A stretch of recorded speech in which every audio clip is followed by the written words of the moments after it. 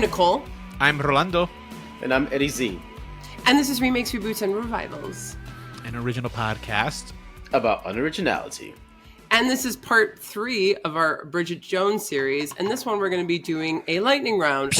Lightning round.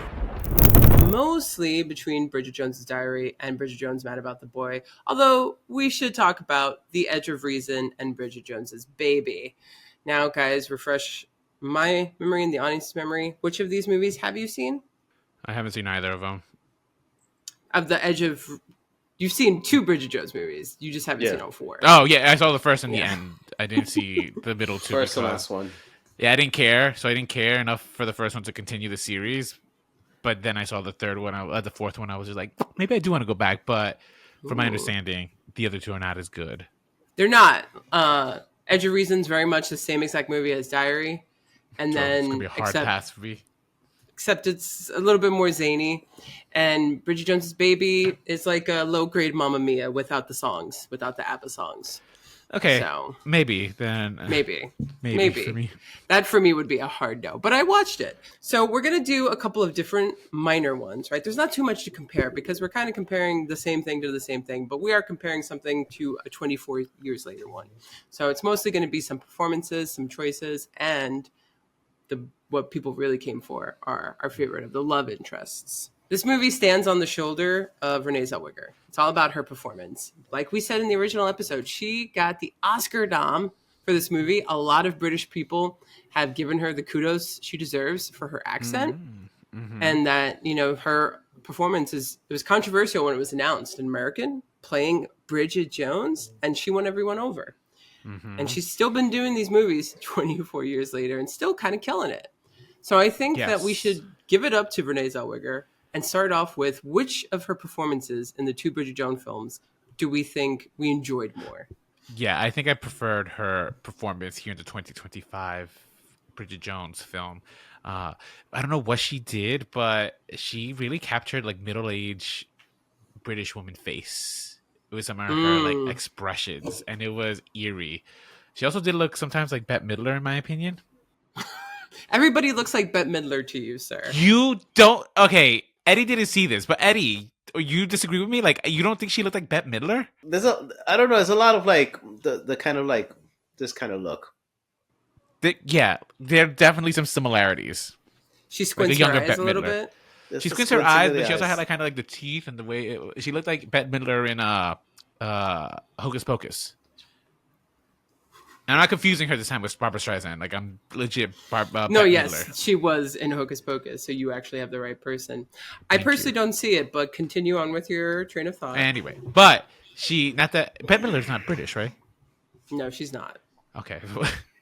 But for some reason, there was something, maybe because I've seen so much Great British Bake Off, and that's how I base all my knowledge of the, across the pond.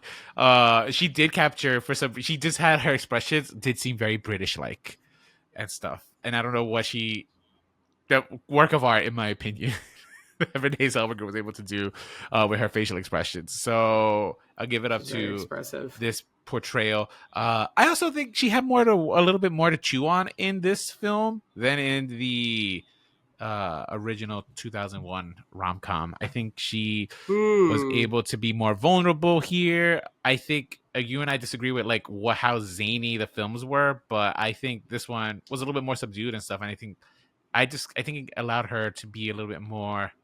Like, one of my scenes that I did enjoy with her, for example, was like right before she was about to get pounded by Leo Woodall, right? She goes into the bathroom and she's kind of having a moment of both fear, but she's also like so excited, right? And she's able to just express that really wonderfully. It was a performance. This one resonated more so with me. And not a lick of body shaming as far as I remember. Yeah, well, yeah, she lost all the weight from the first movie, that's why. Okay, so Eddie, what about you? I want to agree. I enjoyed the latest movie more. No, performance. The performance of her performance of the latest movie. Yes, okay. Enjoyed it. I just felt it's more layered. There was more complex to this character because we know this character has now some years now of maturity. but as well as she has experienced loss of her husband, loss of her father, and now being a single mom. All these things now has made her a much more interesting character. Yeah. She really made me want to root for her through this whole film. Mhm. You guys are making great points, and I totally agree with you. And part of me is like, yeah, I mean, she's more mature now. She's played this character for so long that she's mastered it. She's given one heck of a, 11 o'clock number performance here. But then part of me wants to look back on the 2001 one, and it's like what she did there, what she established there is the reason that 24 years later, she made this movie. How much she won over the hearts of people and like made Bridget Jones one of the top grossing movies of that year, got herself a fucking Oscar nom and a sequel within 2 years is because she fucking killed that original one. And despite all the flaws, and I saying it in the first one, like, oh my God, as a person who's not really into the genre and whatnot, like, I loved her work in that. And if I was someone who responded more for this, I'd probably be praising her even more. I think that the fact that they have her lip sync and dancing in every movie, is because she's a performer, man. She turns that around. So she's always going to give that good performance. But she really delivered in that first one. I think she had something to prove to. I don't know. It's so hard, but for the sake of let's just saying breaking it up and not being a three-way, I think I'm going to have to go with three-way. I think I'm going to have to go with the 2001 performance that she gave. So you just want to be contrarian, is what you're saying. Always. Okay, that's fine. But as long as you admit it. It established it. She established that Bridget Jones iconicness. And now this is going to be one of the movies that establishes, like, she's going to be remembered for this. Kind of like how De Niro is never going to get away from Taxi Driver and The Godfather. This is going to be a role that's going to define her entire career. No, I agree with you. Renee Zellweger will probably be most remembered for this. Maybe Roxy Hart is another one that people will remember. Chicago, yeah. Chicago's so good. Yeah. Okay, so now let's talk about the men. And shall we talk about them in performances, or should we rank them when it comes to hotness? I'll leave you guys to do that. we could do a mix of both. We could do a mix of both. There's only one hot guy, two hot guys that she has. Oh, hold dated. it. Oh, hold well, it. I haven't seen the sequels. There was one more in the mix in the sequels that I didn't see. But okay, so throughout all four films, the love interests are Daniel, played by Hugh Grant, Darcy, played by Colin Firth, Patrick Dempsey in Bridget Jones's Baby, who's unfortunately whose name I can't remember right now because I am doing this Alex? off the top of my head. Alex okay, something. let's go with Alex something. Then there's the two new guys. There's Rockster, played by Leo Woodall, and Mr. Wallaker, played by Chiwetel. So we have five guys, like the burger place.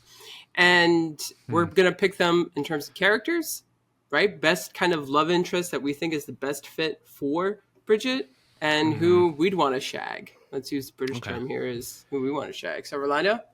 I mean, if I had to pick, I'm going to pick Patrick Dempsey, but I never saw the movie. But he played a billionaire, didn't he? He was like a tech bro. Yeah, he was kind of well off. Yeah, he was famous in the movie. Yeah, he was like a famous tech guy. He had like an online dating website or something. But I never saw the movie, so I can't count him.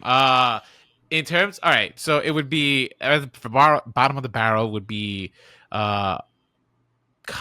What was his name? Not Colin Firth. Hugh Grant's character. Daniel deserves to be the bottom of that barrel. He is a scumbag. That is a fuck boy, right? Because you called Leo Woodall's character in the previous episode a fuck boy, but it's Hugh Grant. Hugh Grant is the fuck boy.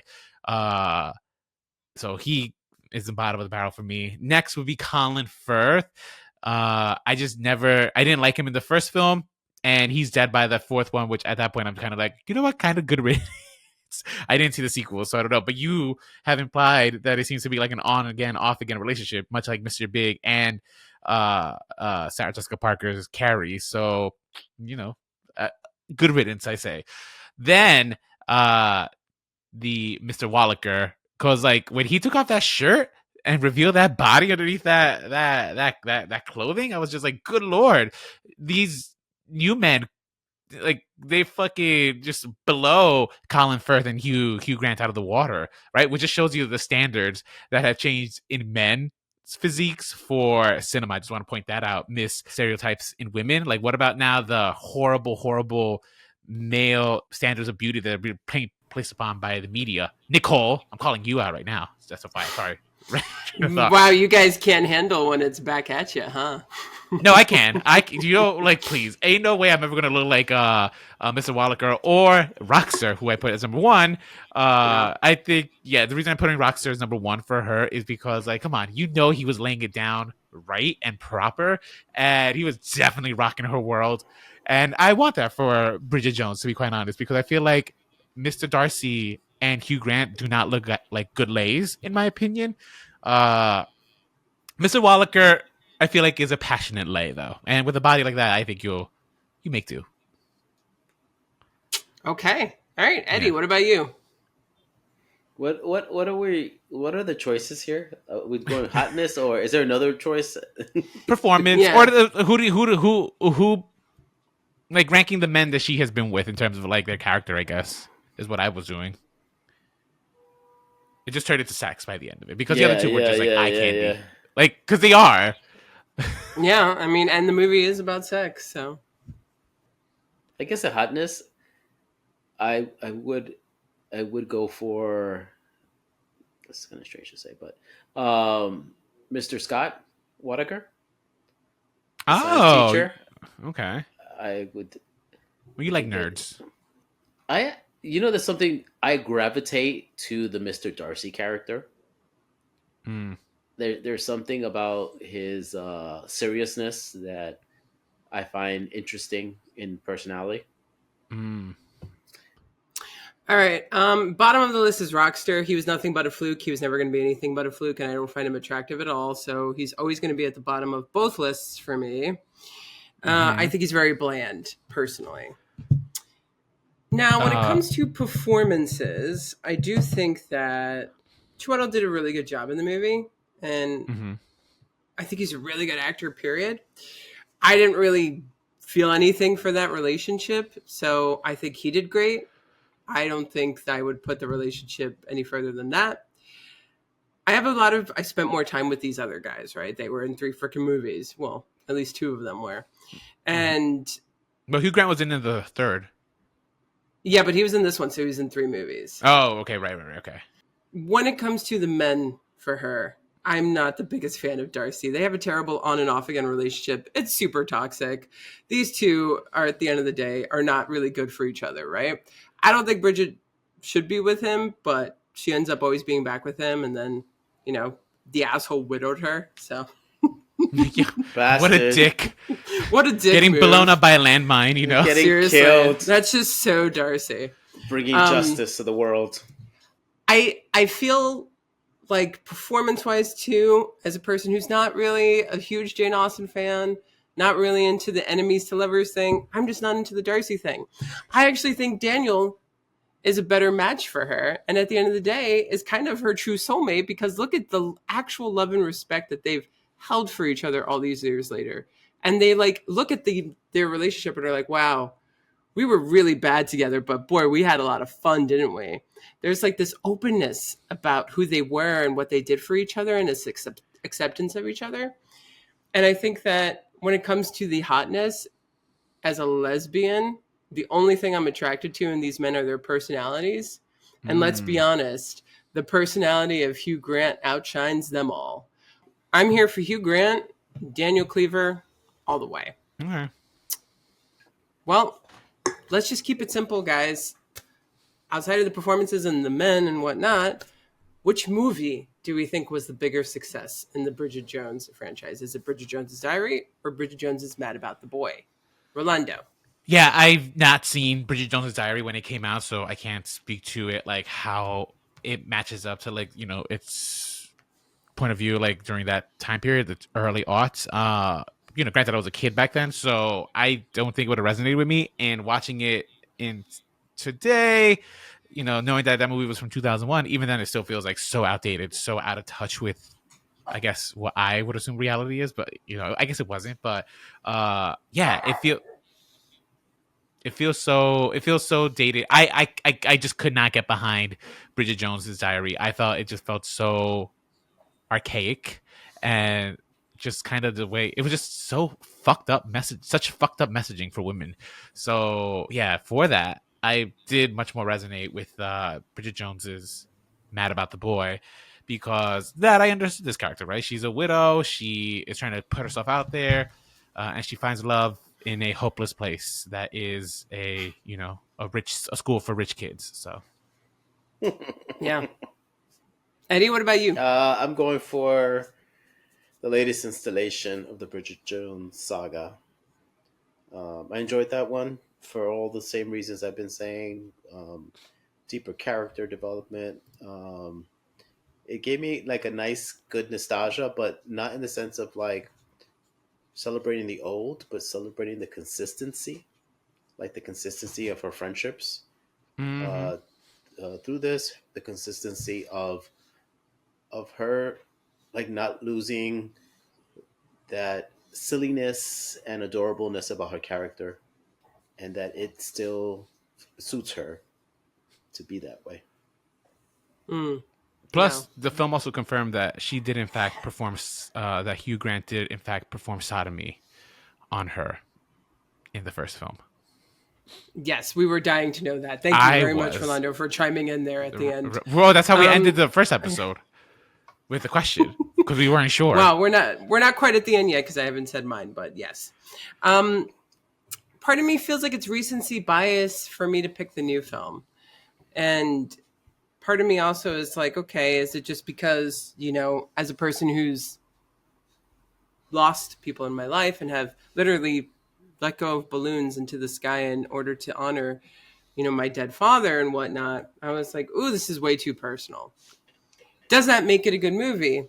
I don't know. Do I think either of these are movies that I would watch again? No. So this one gets a little bit tough for me. And I always love to give it to the original, because if something is really good at establishing something, we should always give it kudos for that, because it's because of that we have other ones. But just because something established something doesn't mean it doesn't leave room for improvement. Right. It's hard. There was so much room for improvement. Yeah, so it's like, well, what do I look at here? My critical eye, or do I look at it with my emotional eye? And so compartmentalized, I Nicole. still think, I know, it's the Capricorn in me, I swear, which I do have. I have like 5 planets run by Capricorn. I do think that at the end of the day, when it comes to the story, and I do think this better story is the Bridget Jones Diary. It's clear.